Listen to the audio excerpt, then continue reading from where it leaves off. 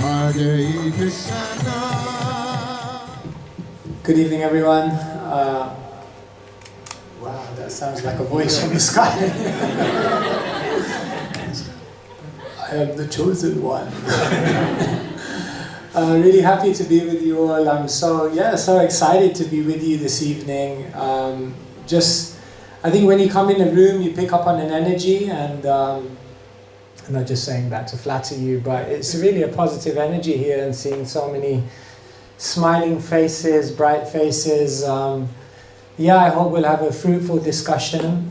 It's my first time in Australia, and they tell me Australia means the 3 B's: beaches, barbecues, and beer. And maybe today we'll talk a little bit about Bhakti, which is love. So, shall we begin with a little bit of chanting? Is that, begin with a bit of chanting. Do you reckon you could just help me?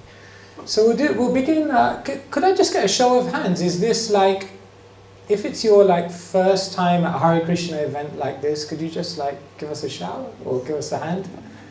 Okay, a few of you. Thank you so much for being open-minded and coming. And for the rest of you, I'm sure you've had some exposure. So let me just get comfortable with it. It's a bit tight. No, it's not. Just make sure it doesn't. Yeah. Just make sure it doesn't fall off the. All right. No, this is good. So this evening is going to be an evening of mantra and a little bit of spiritual discussion as well. So sound vibration is very powerful.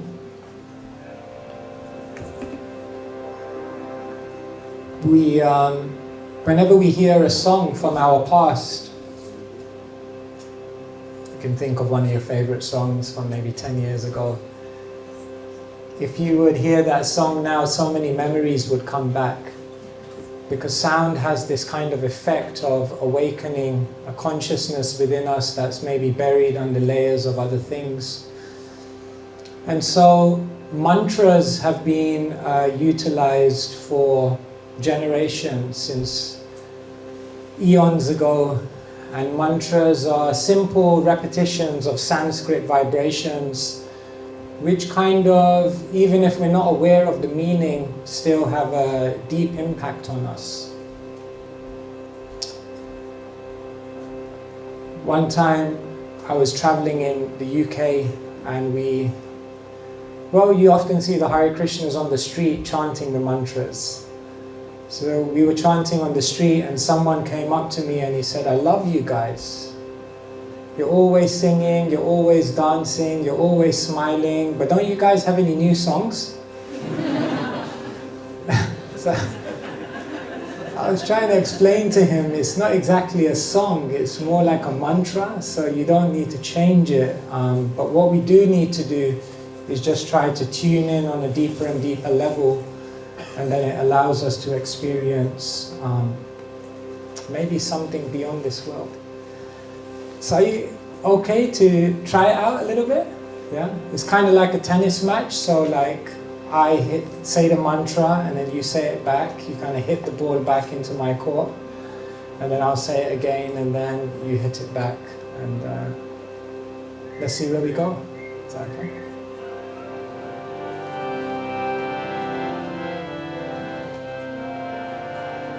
Shri Krishna Chaitanya Prabhu Nityananda Shri Advaita Gadadhara Shri Vasadi Gaura Bhaktivedanta. Hare Krishna Krishna Krishna Hare Hare Hare Rama Rama Rama Hare Hare. Your turn.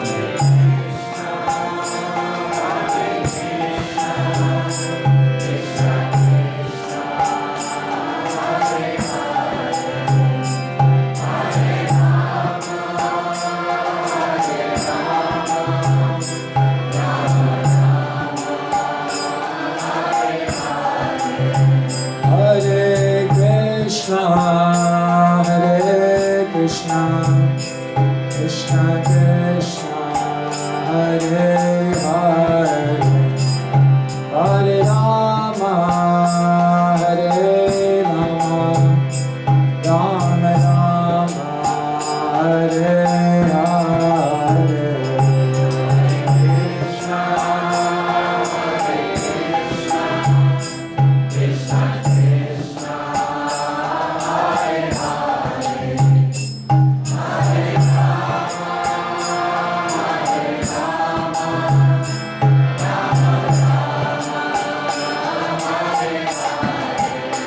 Hare Krishna, Hare Krishna, Krishna Krishna, Hare Hare, Hare Rama, Hare Rama, Rama Rama, Hare Hare. Everyone together, Hare Krishna.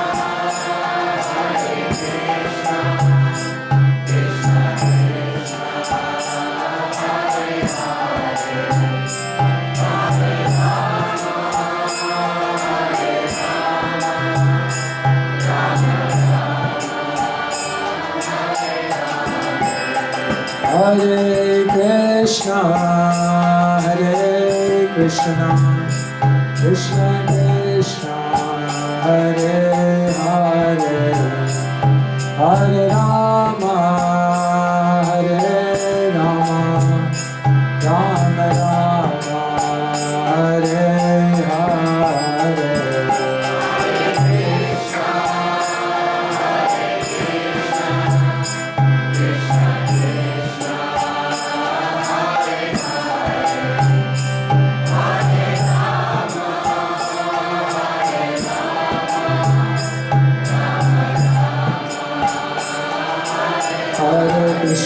Hare Krishna, Krishna Krishna, Hare Hare, Hare Rama, Rama Rama, Hare Hare.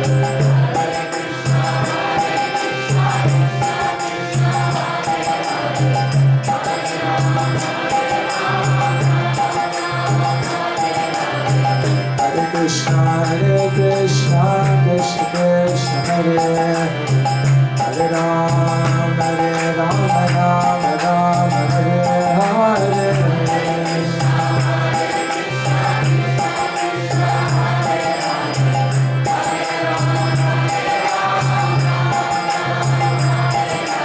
Hare Krishna, Krishna Krishna, Hare Hare, Hare Rama, Rama Rama, Hare Hare.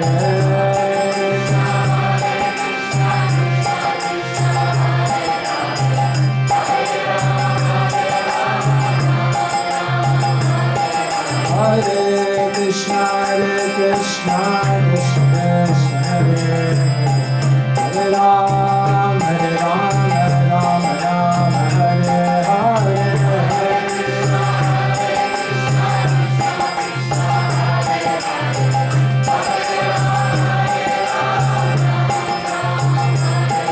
Hare Krishna, Krishna Krishna, Hare Hare, Hare Rama, Rama Rama, Hare Hare.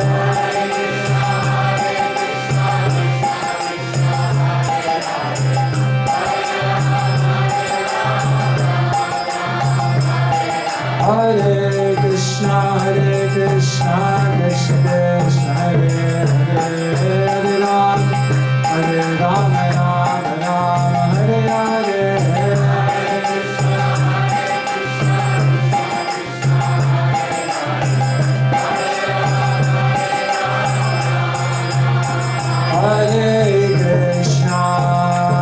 Hare Krishna, Krishna Krishna, Hare Hare, Hare Rama, Rama Rama, Hare Hare.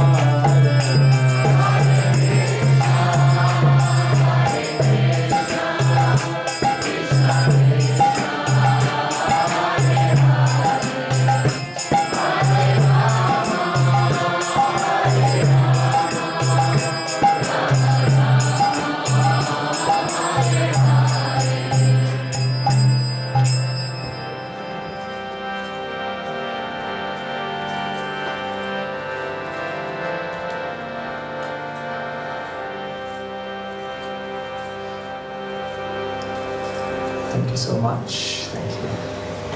Give yourselves a round of applause.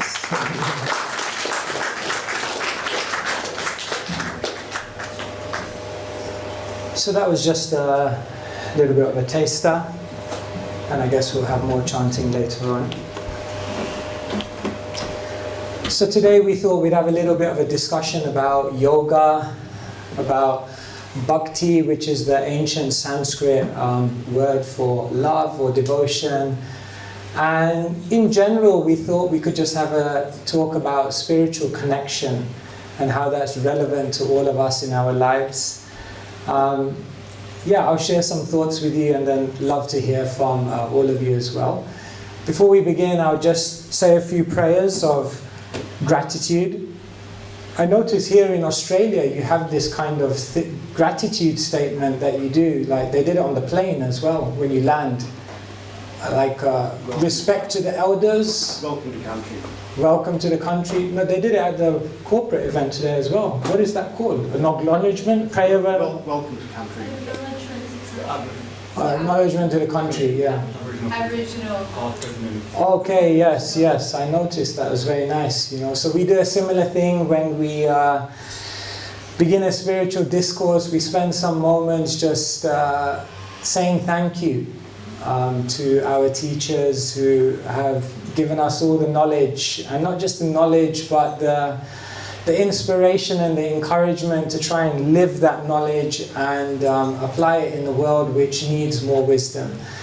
And so we'll just take a few moments to say those prayers of gratitude, and then we'll launch into a discussion.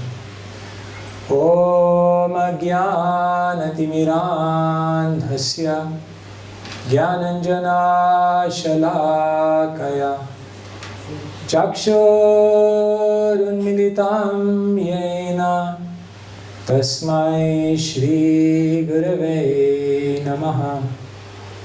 Om Ajnanatimirandhasya Jnananjana Shalakaya Chakshurunmilitam Yena Tasmai Shri Gurave Namaha. Om Ajnanatimirandhasya Jnananjana Shalakaya Chakshurunmilitam Yena Tasmai Shri Gurave Namaha.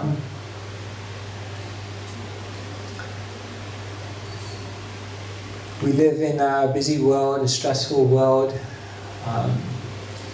For many years I traveled up and down London, up and down the UK, stopping people on the street, like accosting people and showing them spiritual books.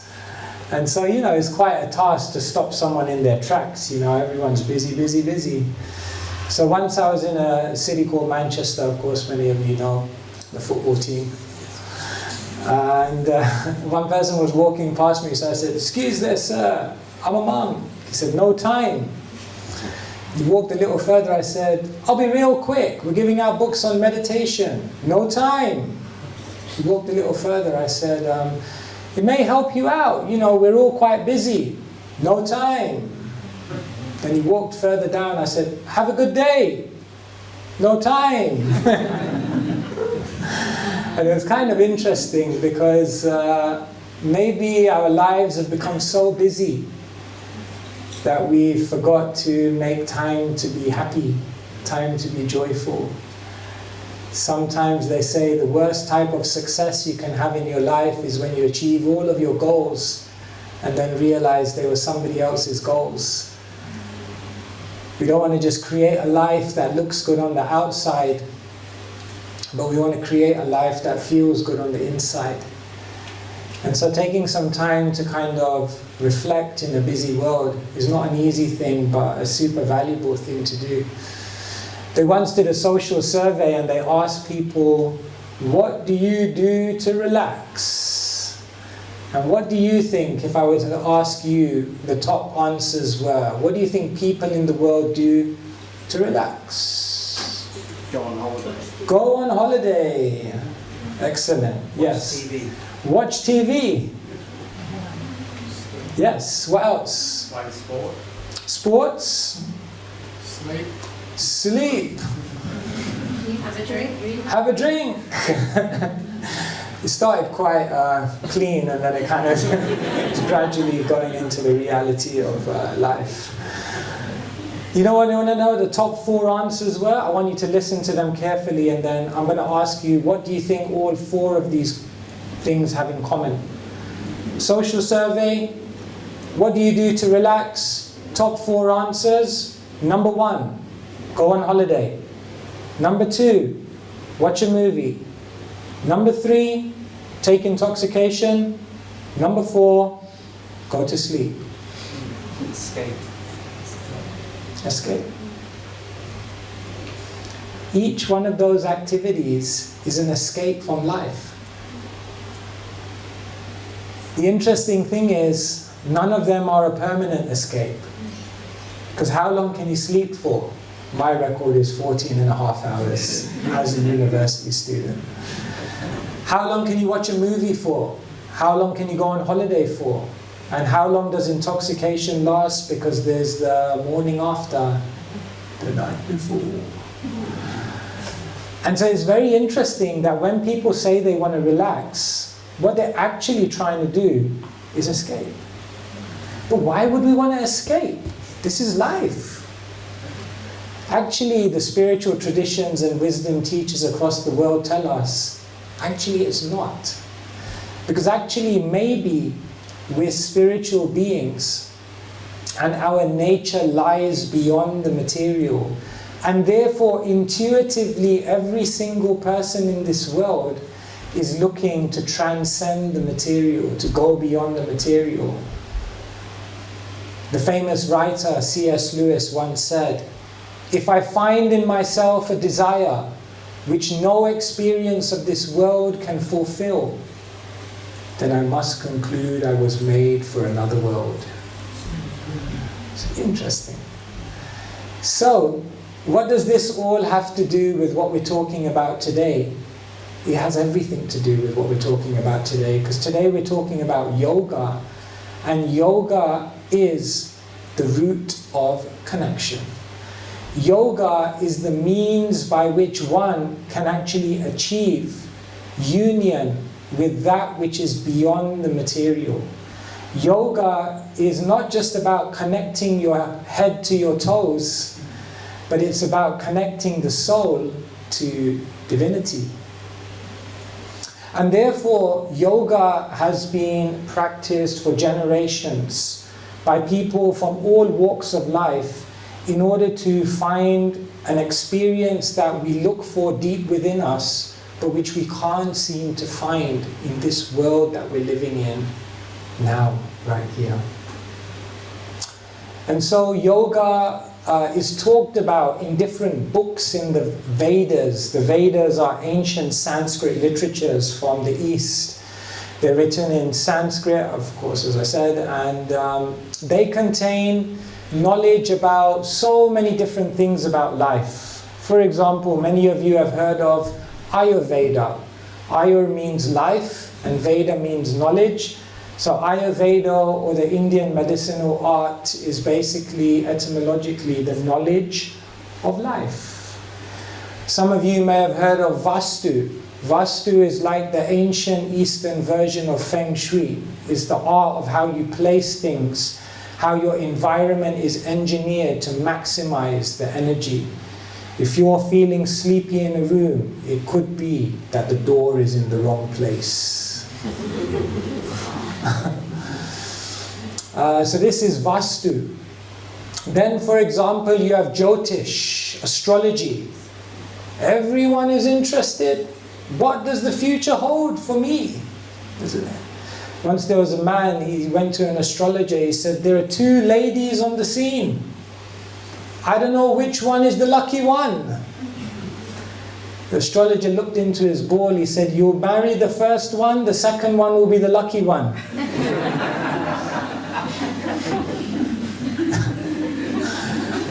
So Jyotish is the art of the future. How are the planets affecting you? How are the stars aligning? And what other celestial factors are going to have an effect on your future? So like this, many, many different books within the Vedas. Now when it comes to yoga, there is probably a book which most people in the world associate or learn about yoga from, and that book is called the Yoga Sutras. Have some of you heard of that? Yeah, there's an ancient teacher, his name is Patanjali. And so the Yoga Sutras, what they do is they contain knowledge of an ancient system of yoga known as Ashtanga Yoga. Right, so Asta means 8 and Anga means limbs. So it's literally a process of 8 steps which lead you to divine connection. So right now you may be watching on the news the greatest gathering of human beings on earth, Kumbh Mela. So I went to Kumbh Mela 12 years ago. It's a festival which happens every year, but the major one is every 12 years, and the major one is every 144 years. So right now, in a temporary city in India called Allahabad or Prayag, over 1 month, 300 million people come. That's probably 10 or 15 times the population, more than that, of Melbourne. How many people live in Melbourne? I don't know, I just live here. 6 million? 7 million? We'll give them 10. 30 times of Melbourne in a temporary city in India. If you need private space, don't go to Kumbh Mela. So Kumbh Mela is almost like, it's like a music festival. You know, sometimes you have these music festivals where everyone, but it's like a spiritual festival. So all these yogis, many of whom practice this Ashtanga yoga, you may see them sometimes with the dreadlocks covered in ash. So Ashtanga yoga is an ancient system of spiritual connection. And most of what we know about yoga, which is 2 things, asanas, which is like bodily postures, and pranayama, which is breathing exercises. These are the 3rd and the 4th steps of Ashtanga yoga. So when you tell people the word yoga nowadays, what they're basically understanding yoga to mean are 2 steps of an 8-step process that's one system of yoga within the ancient literature. So therefore you can understand, for most people in their world, their understanding of yoga is actually very, very limited. Because it's really just dealing with the immediate practices that may give some physical and mental benefits. However, if one wants to understand the complete science of yoga, then there's another book within the Vedas known as the Bhagavad Gita. So many of you may have heard of the Bhagavad Gita. Believe it or not, the Bhagavad Gita is the 3rd biggest circulated book in the world. The first one is the Bible, and you know what the second one is? Harry Potter. Just for your information. And the 3rd most circulated book in the world is the Bhagavad Gita. The Bhagavad Gita is an ancient Sanskrit literature, and one of the ancient commentators compares the Bhagavad Gita to a jewel box. So if you think about a jewel box has a base, it has a cover, and hopefully there's a jewel inside of it. And so the Bhagavad Gita has 18 chapters, and the ancient commentator tells us that the first 6 chapters of the Bhagavad Gita are about something called karma yoga, or the science of how to act and live in this world, how to be successful, how to achieve things, how to meet all of the demands of daily life and at the same time remain unaffected by the world. the commentator tells us that the final 6 chapters of the Bhagavad Gita are something called Jnana Yoga. And that's like the cover of the jewel box. Jnana Yoga means the yoga of knowledge, wisdom, or the knowledge of detachment, or the knowledge and yoga of how to let go. Do you feel in your life there are things which you know are not serving you and you just wish you could let them go? But oftentimes we're holding on. Maybe it's a relationship, maybe it's a desire, maybe it's a hope, maybe it's, I don't know, whatever it may be. We're holding on to different things. And the Bhagavad Gita teaches us that unless we learn how to let go and become detached from certain things in the world, holding on to those things will hold us back from happiness. And so the final 6 chapters are about Jnana Yoga, the yoga of how to let go. But the middle 6 chapters of the Bhagavad Gita are like the jewel inside that jewel box. And those middle 6 chapters are about something called Bhakti Yoga. And Bhakti is a very beautiful word. It can mean devotion, it can mean affection, it can mean ultimately love. And love is the highest aspiration of every single living being. You can learn the science or the yoga of how to be successful, how to live. You can learn the science or the yoga of how to let go. But even if you learn those 2 sciences, until and unless we learn the science of how to love, in our hearts we'll always feel like something is missing. And so Bhakti or Bhakti Yoga, the science of how to connect with the spiritual essence of life through love, is actually the highest aspiration of every soul, according to the spiritual teachers of the East. And therefore yoga finds its ultimate climax in bhakti, or development of this love. So what you see in the world today is there's just a lot of frustrated love, isn't it? Woody Allen once said, "Me and my wife," you know where this is going. "Me and my wife drive in different cars. We have different friends. We eat at different times. We have different jobs, and we do our hobbies differently. We're doing everything we can to keep our relationship together." Because nowadays, as soon as 2 people get together, there's fireworks, you know, people frustrated love. Last Christmas, I gave you my heart, very next day, gave it away, and all these kind of songs are there, you know. So it's a little bit like that. It's a little bit like that, frustrated love. Some of us are hoping love will come, some of us are thinking we're falling in love, some of us have fallen out of love, some of us have lost hope. We've lost hope. Will it ever happen to me? So therefore, the ancient science of bhakti tells us that when we understand where to repose our love first, then what happens is we begin to love everyone and everything around us naturally. If I direct a laser beam into a diamond, then as soon as that light goes into the diamond, then what will happen is it will spread in every direction.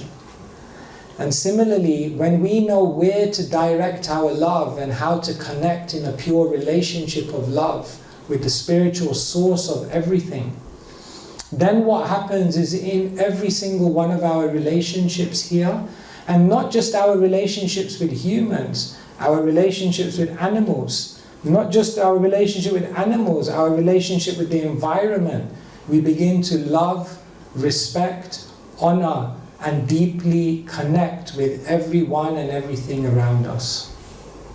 And this is basically what the world needs. Because the world has become a very unloving place. And therefore in the world today there's a lot of exploitation, isn't it? once a boss drove into his company with a brand spanking new Mercedes, and all the employees were looking, and he came into the foyer, all the employees surrounded him. He said, "Nice car." He said, "You like that car?" He said, "Yeah, really nice car." He looked at his employees and he said, "Next year, if you guys work harder, if you work in a more dedicated way, if you work with your heart and soul, then next year I'll have an even bigger car."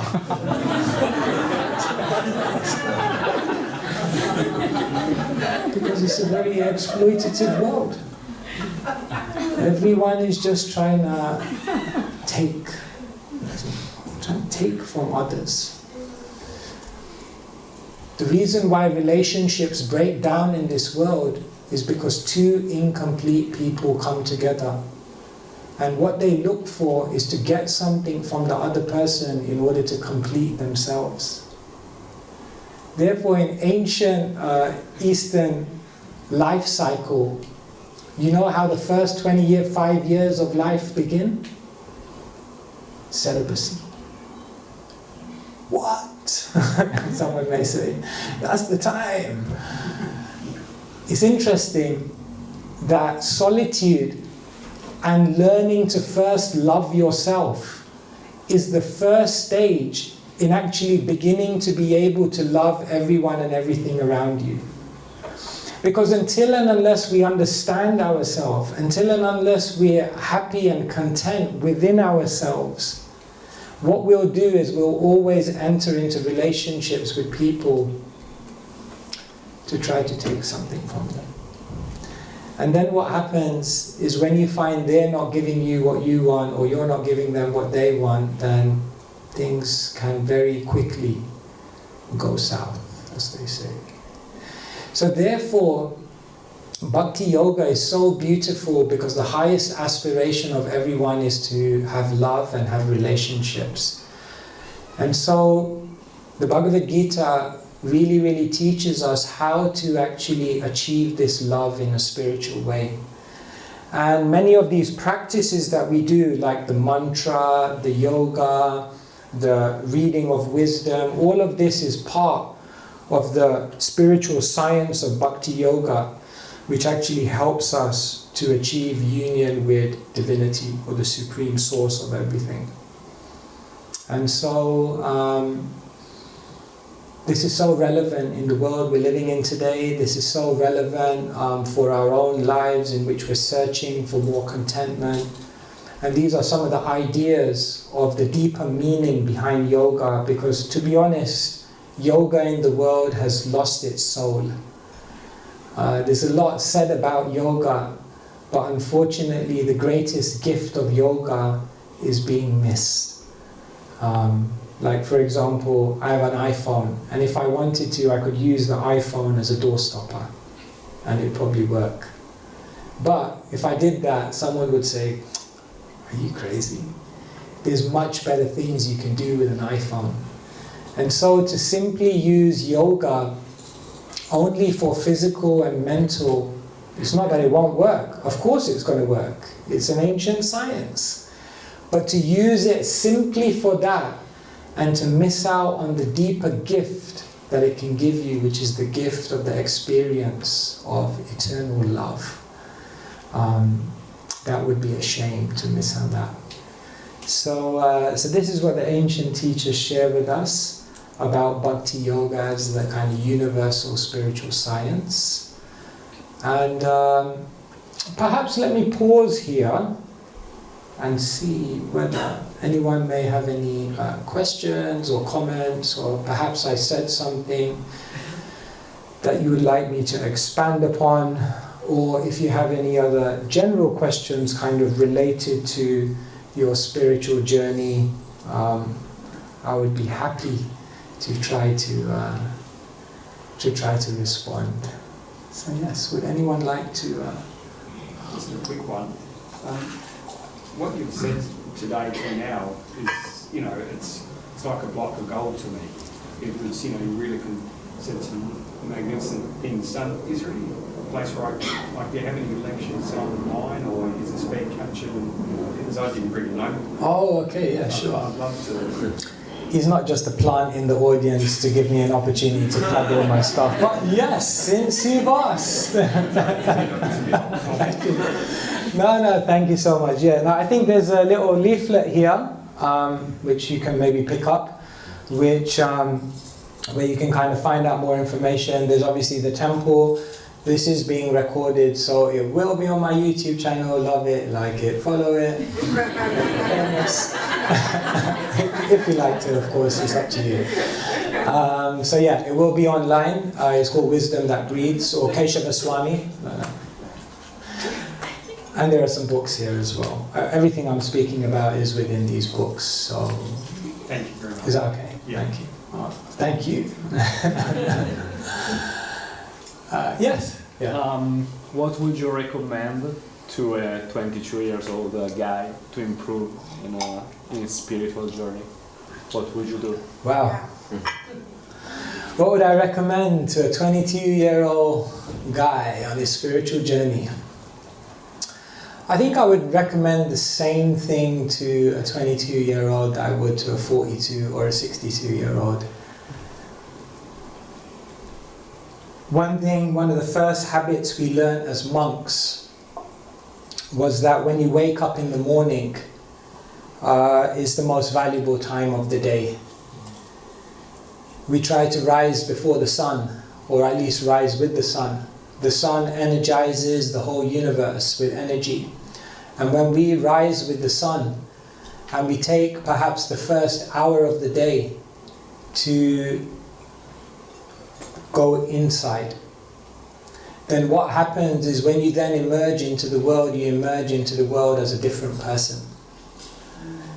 And so I tell people, join the 5 a.m. club before you join the 9 a.m. reality. Otherwise it will become the 12 p.m. catastrophe. So if you can, try it for a month. 5 a.m. to 6 a.m. 1 hour. 15 minutes, move. That doesn't just mean get out of bed. Do some yoga, do some pranayama, some breathing, get your blood circulation going, do some stretching. It's amazing what movement can do just to clear the cobwebs out. 15 minutes, move. 15 minutes, meditate. Now you've energized the external body, go inside. Whatever meditation you'd like to do. Today we did mantra meditation, which is very powerful and recommended. Whatever you decide to do, 15 minutes meditate. 15 minutes, read. Small minds discuss people. Average minds discuss events. But great minds discuss wisdom. So whatever wisdom resonates with you, whatever lens through which you can actually see deeper things in the world beyond just the externals, that kind of wisdom helps you to actually see life in a different way. And 15 minutes, reflect. Write a journal. What are your thoughts? What are your hopes? What are your fears? What are your ambitions? What did you learn? What do you want to learn? So 15, 15, 15, 15. Move, meditate, read, reflect. 1 hour, 5 to 6. See you tomorrow morning. Try it out and see whether that may shift your paradigm significantly. I think it will. And so this is the great opportunity. I was just in Davos at the World Economic Forum, so one afternoon with some of the leaders there, we did a session called Paradoxes of Our Time. So this is a counterintuitive approach to life I was sharing with them that people may not have thought about. For example, I'll share you some of the paradoxes. I was sharing with them consuming less information can sometimes make you more informed. Speaking less can sometimes help you to amplify your message. Embracing and being okay with failure may actually help you to achieve bigger successes. And then what I shared with them is going slower may actually help you to reach your top speed. Because what we do in the world today is we're endlessly active. And therefore the mind has no breathing space. Once there was a car and it said, "Do not disturb, already disturbed." So there's constantly, just constantly bombarded. They say every single day, 70 gigabytes of data. That's how much the human brain is processing. So therefore, we're not really ever... I share with people that we were nowhere, and then we advanced and we got somewhere, and then we developed technology and now we're everywhere. But because we're on top, constantly on our devices, we're always elsewhere, and therefore practically we're nowhere.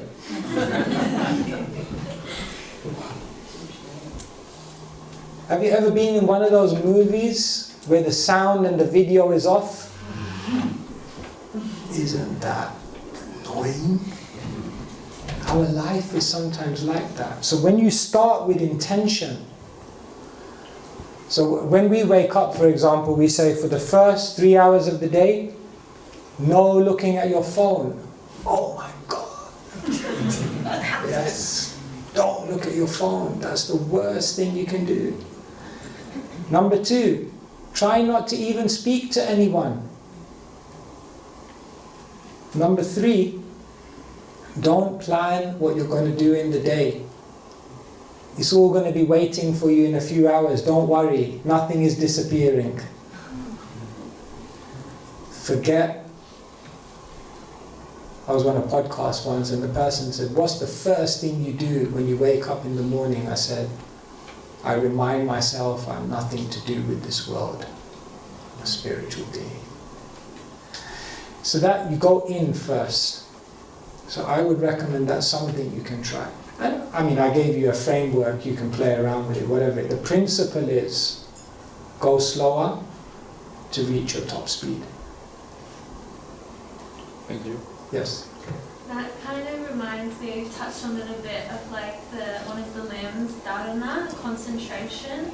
How are we ever supposed to like really dedicate ourselves to that limb when there's so many things trying to pull at our attention? Yeah. So the 8 steps, maybe I'll just quickly tell you the 8 steps of Ashtanga. The first one is yama. That means things you should avoid. The next one is called niyama, which means positive qualities you should develop. The third one is asana, which means postures. The fourth one is pranayam, which means breathing. The fifth one is pratyahara, which means to gradually now begin to remove your senses away from all the agitating things of this world. The sixth one is dharana, which we're mentioning here, which is focus. Then the 7th one is dhyan. Think of Zen meditation. The word Zen comes from dhyan. Dhyan means an intensified form of focus. And then the 8th one is samadhi, which means trance. That's the mystical one. So it's very interesting. People nowadays say like, I can't concentrate. Have you ever found that? You just can't concentrate on one thing. Mind is just monkey mind. There's an ancient Sanskrit verse which describes the mind. Shall I tell you? In Sanskrit it goes like this. Markatasya surapanam tatra vreshchikadam sanam tanmadhye bhutasam charo yadva tadva bhavishyati. This ancient Sanskrit verse describes the mind and it says Markatasya, the mind is like a monkey. You've all seen monkeys, right?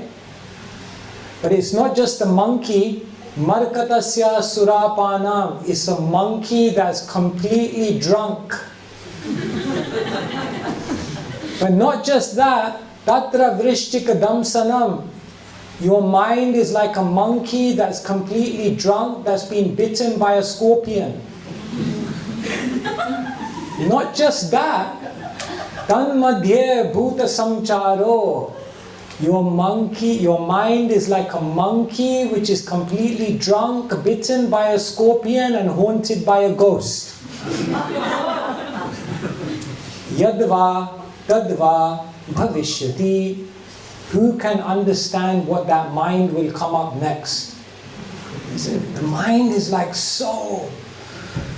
Once I was on London Underground, and they have these escalators which go down rush hours. It was full of people, and I got to the top of the escalator, and this thought just went in my mind. I wonder what would happen if I pushed the person in front of me. I was like, my God. So this mind is crazy. So people wonder why their mind is so, but that's why you have to do, before you can get to dharana, a certain level of focus, you have to do yama, niyam, asana, pranayam, pratyahara. In other words, the more you go through a yogic process, the more you're able to just be in the moment. Actually, this is what everyone is trying to experience. That's why you have books in the world like The Power of Now. That's why it becomes. Why do you think people do extreme sports? Because when you're jumping off a helicopter, you're not thinking about what you're going to eat tomorrow. I can guarantee you that for sure. And you're not going to be thinking about, that person you had an argument with yesterday. When you're jumping out a helicopter, you are in the moment. Because people are trying to experience presence. But so much of our life, we're not able to experience presence because we've not achieved that dharana. And that's because we're not living a yogic or a connected lifestyle. We live such unnatural lifestyles. Like we do things, sorry, I'm just on a rant now. Got me going. I'll just share this one. Like, for example, we do such unnatural things. Like, say, for example, hundreds of years ago, when people wanted to go from one place to another, they rode a bike. We just went from one place to another. Then we became advanced. We create automobiles, so you can just whiz around faster. So now what we do is all day we whiz around in automobiles, work super hard, and then what we do is we pay $50 for a gym membership. And then what you do after a hard day's work, when you're already super tired, you go to a gym, you go into a room, you sit on a bike, and sweat your whole heart out, and go absolutely nowhere. But it's like, yeah, this is life, man. This is what we do. We've got to keep fit after all, Our lives have become so unnatural.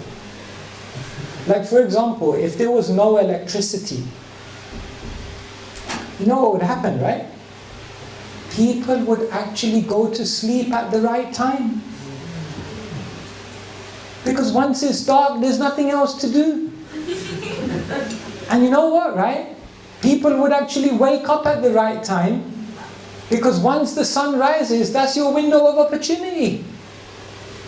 But now what we do is we light everything up in neon lights through the night. Stay awake. And when the sun, which is energizing the universe and our life, is out, we're under the sleeping bag. So it's good to think, we're all part of it, we live in this world, what to do. But it's an opportunity to sit back and reflect. Sorry, that was a rant. Thank you.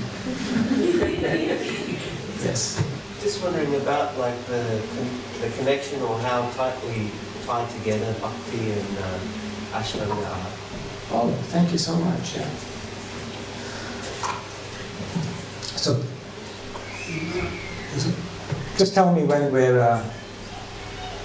how we're doing for time.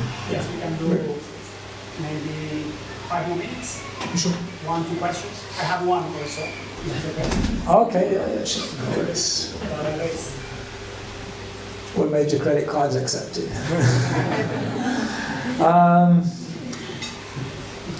The link between Bhakti and Ashtanga Yoga.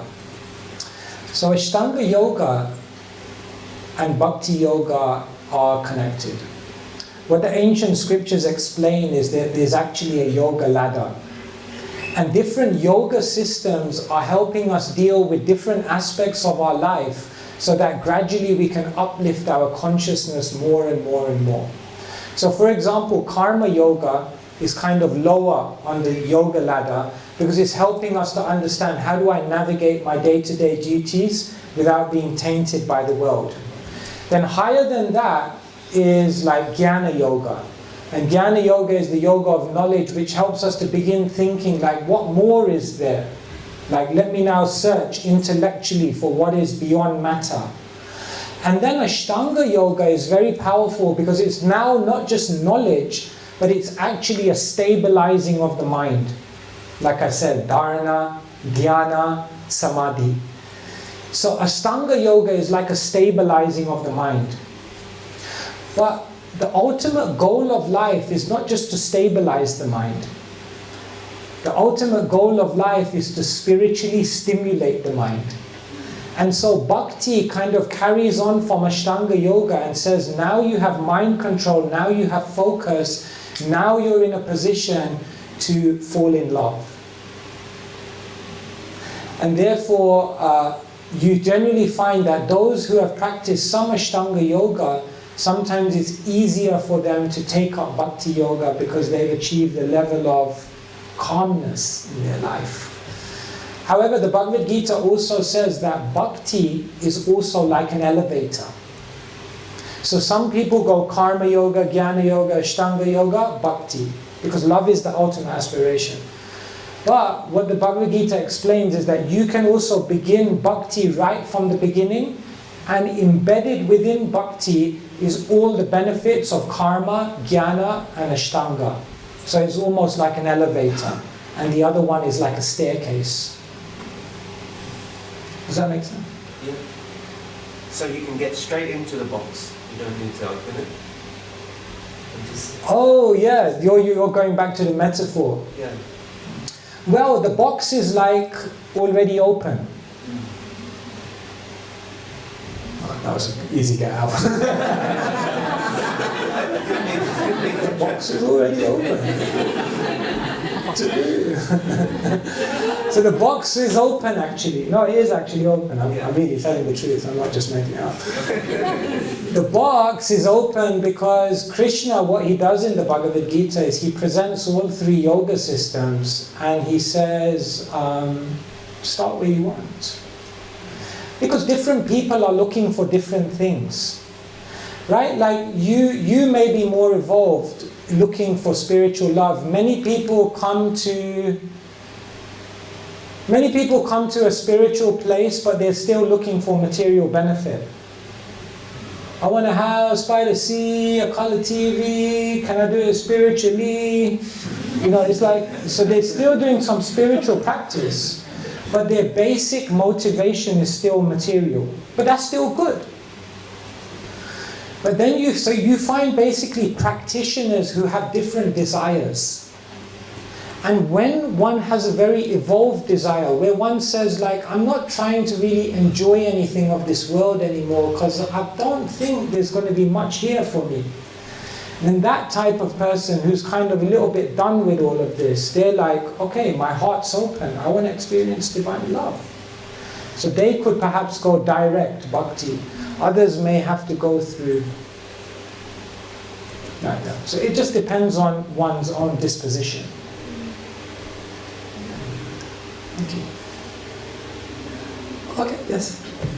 I'm very inspired by the love stories between Radha and Krishna. And my favorite is the one where Radha's a baby and she doesn't open her eyes until she sees Krishna. And could you please share me your favorite love story between Radha and Krishna? Wow. Thank you so much. No one's ever asked me that.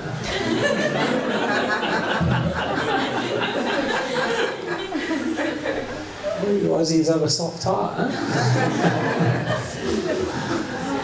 So just for those of you who may not be familiar, in the ancient Eastern tradition and the tradition of the Bhagavad Gita, divinity, we understand, is known by many different names. And one of the names that we use to connect with divinity is Krishna. Krishna literally means the all-attractive one. And what we understand in Eastern theology is that divinity is not simply male, but that divinity has a male and a female counterpart, and they're inseparable. And so there's a masculine divine and there's a feminine divine. And therefore Krishna, if known as the masculine divine, is always accompanied by Radha, who is the feminine divine. And therefore together the divine couple constitute divinity. And that divine couple have many interactions between them. And so there are many, many stories which depict the great appreciation and the love and the exchanges of affection between them. So one of the stories given here was that when Radha was born, so she's divinity, Krishna is also divinity, but they kind of appear in this world at certain times. So when she appeared in this world, she was a baby, but she never opened her eyes. And her parents were worried that, is she blind, is she not? But Krishna, who was also a small boy at that time, because he's just slightly older than her, so Krishna came kind of crawling over to her cot and kind of peered in, and as soon as he was next to her, then she kind of opened her eyes. And the first thing that they saw was each other. Very beautiful. So there are many other stories like this in an ancient literature known as the Bhagavad Purana.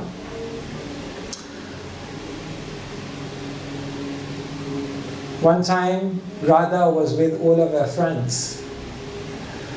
And so they were asking each other, what did you dream about Krishna last night? Because all of them are always dreaming about being with Krishna. So they were all sharing, I dreamt this about Krishna, I dreamt that about Krishna. And all throughout it, Radha was quiet. So then, they all looked at Radha and they surrounded her and said, what did you dream about Krishna? You are very quiet. And then, with a look of complete shyness, she looked down and she said, dream of Krishna, dream of Krishna. All night I was thinking about Krishna and I couldn't get him out of my mind. I couldn't even go to sleep. And that was her answer. So that's love. Love means that one's consciousness is completely pervaded by the beloved, and that no time or space or separation or obstacle can impede the flow of love. This is an ancient definition of love given in the scriptures. How do you know that you love someone? Because we use love so cheaply now. I love him, I love her, I love orange juice, I love that film. I love. But how do you know you love? So there's an ancient definition given in the Sanskrit literature of how you know you love someone. And that definition is Yad bhava bandayo sa prema parikirtita. That when there's a relationship between two people and there's every reason for that relationship to break. But the two individuals still continue loving each other without any diminishing emotion, then you can understand it's love. Love is tested by obstacles, love is tested by impediments, but the love just carries on increasing. So like this, so much is described about love in the ancient spiritual teachings. That's what Bhakti is.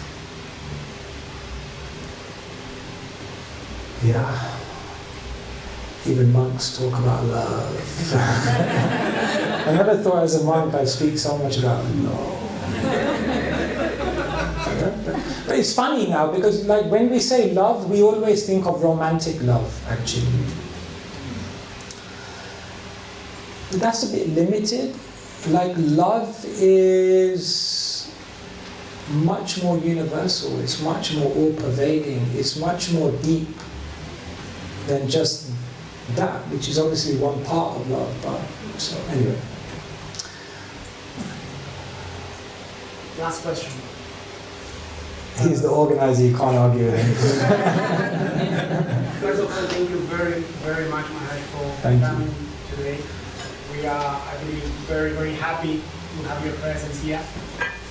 And my question is something that I have heard quite a lot in many of the Tuesdays programs we have here in the temple. We have Bhagavad classes, and there is always this question coming that I would like to ask you, if you can give your vision.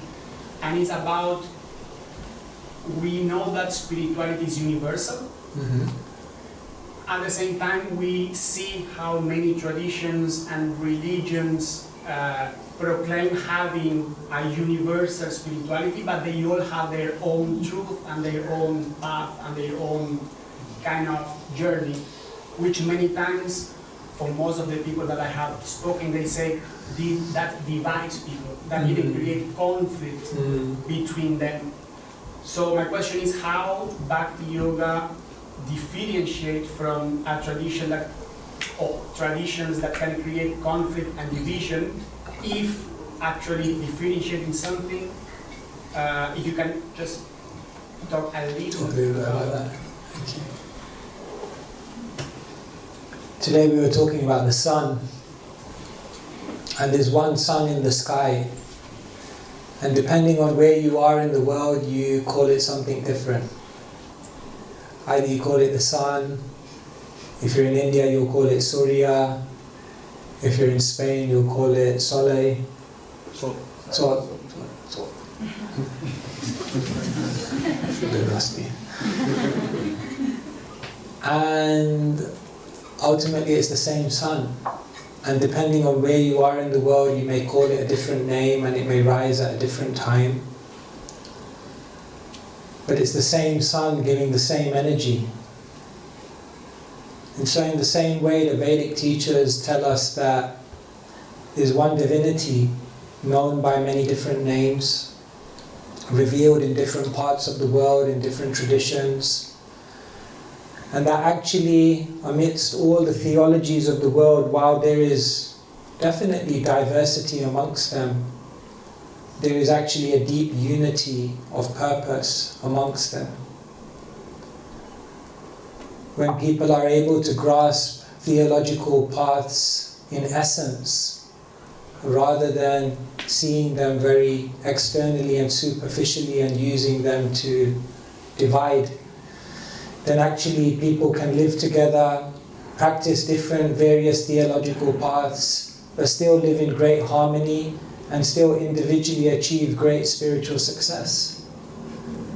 And so our basic point in the Eastern traditions is that it doesn't really matter what religion you practice, because really there's only one religion, and that religion is the religion of love. And if someone is practicing a theology or a spiritual path in their life, and they genuinely feel that it's expanding their capacity to selflessly love everyone and everything around them, they're doing great, and they just need to carry on. But if people feel that they're practicing a spiritual path but that's not happening, then maybe that's the opportunity for them to look at other things that may serve them in their journey. So we're not here to say we're the best. We're not here to say we've got a monopoly on spirituality. We're not here to try to defeat any other theological path. We can appreciate the spirituality in all places.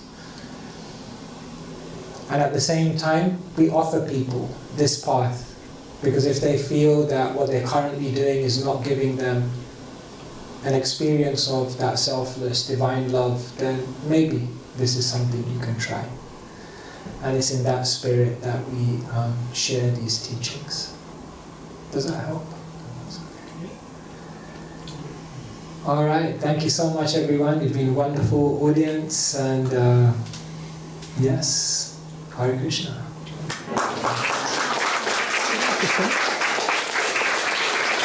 One of the team sing? Are we doing kirtan? Are we doing more? We're not doing more kirtan now because we're out of time, right? So, I was about to mention this because now it comes a very tricky part of the program. Oh, okay. Organize the dinner. Yeah. Oh, dinner. Okay. So what we will do, we will set up the dinner in the next room, which is the dining room. You will see it's inside the hall. We will show you. But till we set up there, which will take maybe 5-7 minutes, we can maybe do some kirtan. We have books. Maharaj have wrote 10 books. That's right, Maharaj? Yes, I've written 10, but not all 10 are here. 4 are here. Yes. So we have 4 books that Maharaj have wrote, so you can also check with Punya Palika. Punya Palika, raise your hand, please. She's there. If you can see. Should I just quickly say something? Just it might save you time to try and figure out if you're interested or not. Sure. Very quickly. What to do? Salesman, you know.